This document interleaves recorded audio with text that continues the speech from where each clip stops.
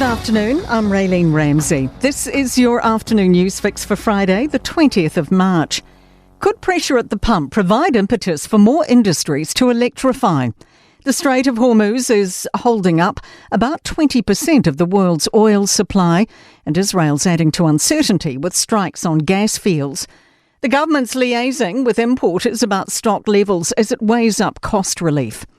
Jim's Group Chief Executive Jim Penman says more of its franchisees are using battery-powered equipment, particularly in the mowing division. We are encouraging them where they can to go electric in their vehicles. It's more expensive up front, but it's actually, there's a lot of savings. So, they can cut off the oil supply, but they can't cut off the sunshine.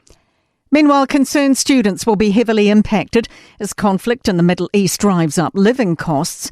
New data out today shows use of university food banks at AUT, Victoria and Otago has risen sharply since 2019.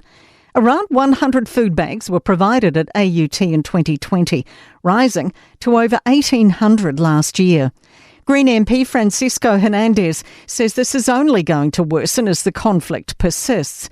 He worries the government's only signalling support for those already in work. I think students are already in hardship now and they should definitely be considered for support as well.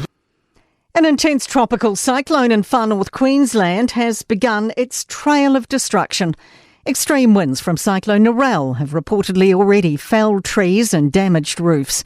Winds are expected to reach up to 200 kilometres an hour. Schools already closed and some residents already evacuated.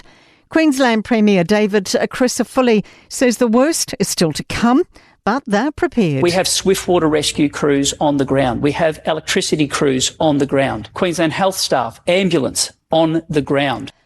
No concrete answers just yet, but there are more clues about why Wellington's wastewater plant suffered a critical failure.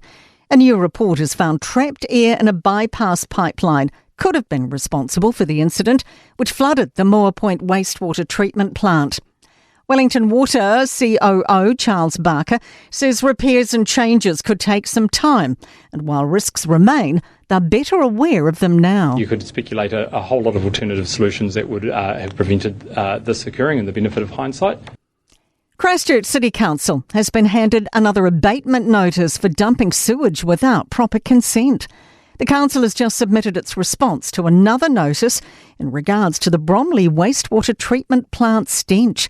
Joey Dwyer reports. Environment Canterbury has ordered the council to submit a plan showing how it'll properly manage its wastewater system following a series of illegal discharges into Littleton and Akaroa harbours. Director of Operations Brett Aldridge says it's the first step in a broader inquiry into how these unconsented discharges can be prevented in the future.